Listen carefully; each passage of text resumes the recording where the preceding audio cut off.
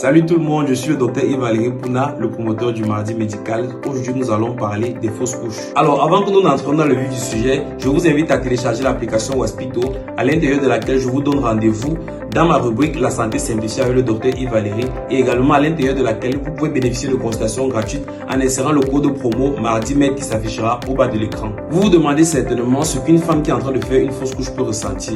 Les manifestations de la fausse couche sont assez connues. On peut avoir des douleurs abdominales, notamment qui vont irradier jusque dans le dos. On peut avoir un saignement pervaginal. On peut avoir la diminution des mouvements actifs du fœtus, c'est-à-dire une maman qui sentait bien son enfant bouger, mais vous dites depuis un certain temps, elle ne sent plus trop l'enfant bouger ou elle ne le sent carrément pas bouger. On peut également avoir la perte des os. On a parlé des manifestations des fausses couches, mais il serait intéressant de savoir quelles en sont les causes.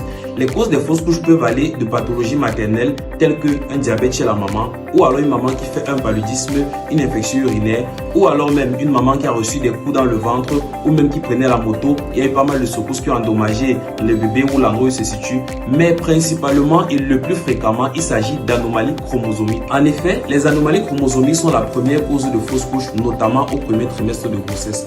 Lorsqu'on parle de fécondation, ça veut dire que le spermatozoïde est censé apporter une certaine quantité N de, on va dire quoi, de composants pour faire le bébé. L'ovule également apporte une certaine quantité de composants N. S'il se trouve que deux spermatozoïdes, par exemple, sont venus féconder un ovule, on parle de polyspermie. Alors, lorsqu'il y a polyspermie, ça peut donner lieu à une kyrielle de malformation. L'organisme, pour se protéger de ce type de malformation-là, va tout simplement détruire la cellule œuf. Ça veut dire que lorsque vous faites une fausse couche qui est en rapport avec cela, l'organisme est en train de vous éviter d'avoir un enfant qui sera polymalformatif. Là, j'ai parlé du cas où un spermatozoïde vient avec deux spermatozoïdes en fécondant un œuf, mais il peut également avoir des cas où un spermatozoïde anormal est venu, alors c'est un ovule anormal qui a été fécondé. Et également, là, on peut avoir plusieurs pathologies. Vous avez entendu parler des trisomies, des monosomies et tout ça. Ça va donner des enfants qui auront beaucoup de malformations. On a parlé également de causes infectieuses telles que le paludisme et l'infection urinaire. Il faut savoir que les femmes enceintes sont très sujettes au paludisme tout simplement parce que leur corps a une température beaucoup plus élevée et donc la nouvelle femelle a une tendance à aller beaucoup plus vers celle-ci. Mais le gros problème est que lorsque le germe du paludisme va entrer dans le corps, il aura tendance à aller vers le placenta. Or, on sait que c'est le placenta qui permet les échanges entre la maman et le bébé.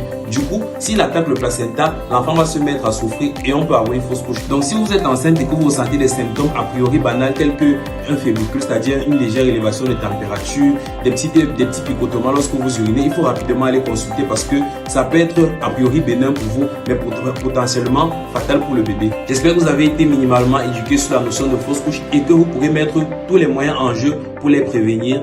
Je vous donne rendez-vous sur l'application Waspito. Comme je l'ai dit, si vous avez un petit souci de santé, n'hésitez pas à demander une consultation à travers l'application en saisissant le code promo MardiMed et vous aurez droit à une consultation gratuite.